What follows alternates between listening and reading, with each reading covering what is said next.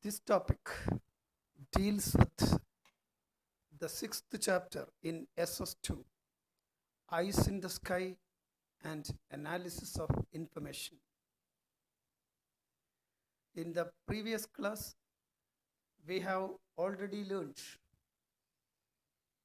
how the surface features of the Earth are depicted on maps and how these features can be analyzed. This is the period of the development in the field of science and technology.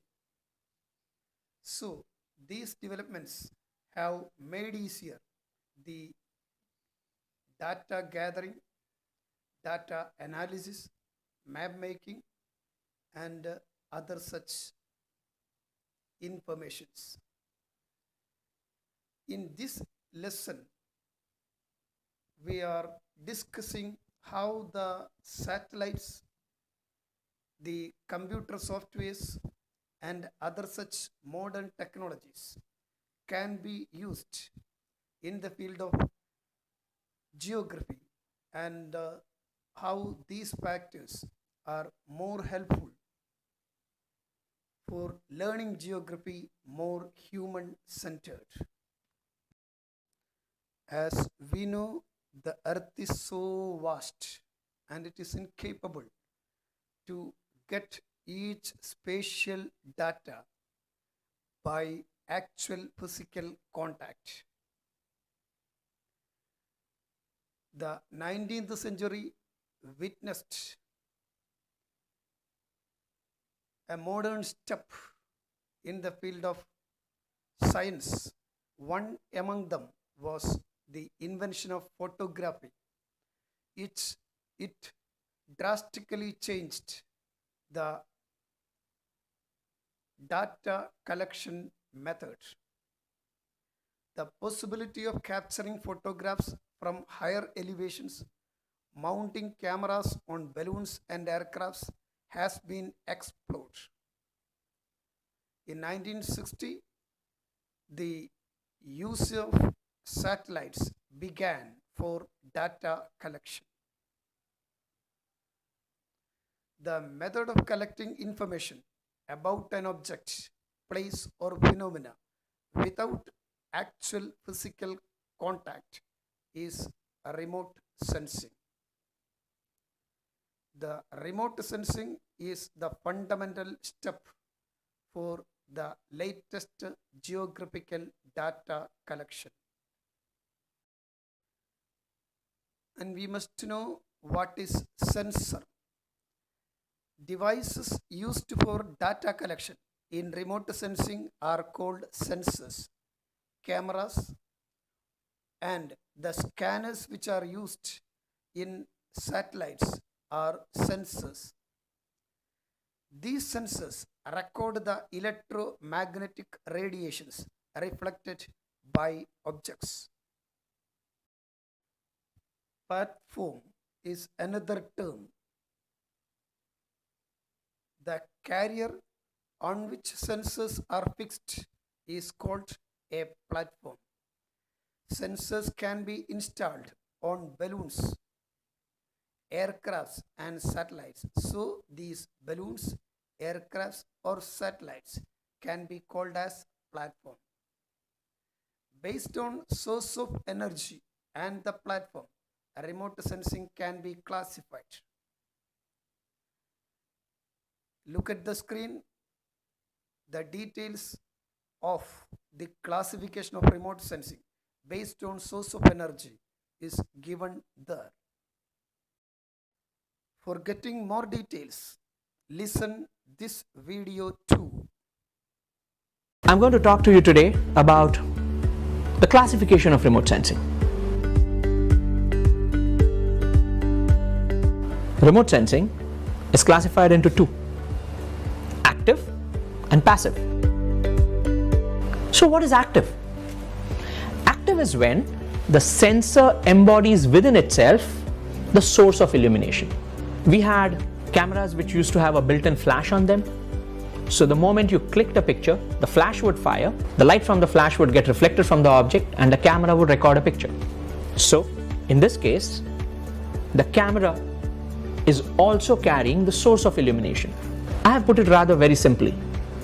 When it comes to sensu stricto, active remote sensing, we understand active remote sensing as in radar, because when you have a satellite which is equipped with a radar transponder, it's sending out radar waves or radio waves which bounce off from the Earth's surface. The time required for the waves to hit the Earth's surface and be recorded by sensors on the satellite is what is utilized for making an image. It's an excellent example of active remote sensing.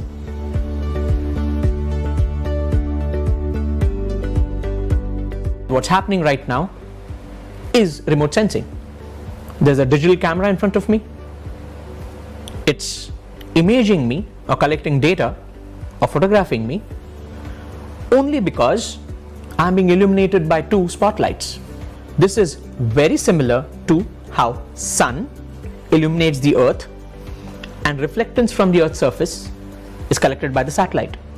So the sensor itself is not having a source of illuminating the ground surface or the object which it is imaging. The sun, earth and satellite sensor example is a classic to understand passive remote sensing. It's passive because the sensor is not carrying its own source of energy. Just like right now, this standalone camera does not have its own illumination source. What I've just told you, in very simple terms, is the basic classification of the technology of remote sensing. So with that, we've defined very precisely the two types of remote sensing. Thank you. The next base of the classification of remote sensing is platform. On the basis of the platform, remote sensing can be classified into three. Watch the screen: terrestrial photography, aerial remote sensing, and satellite remote sensing. Let's discuss one by one. One, terrestrial photography.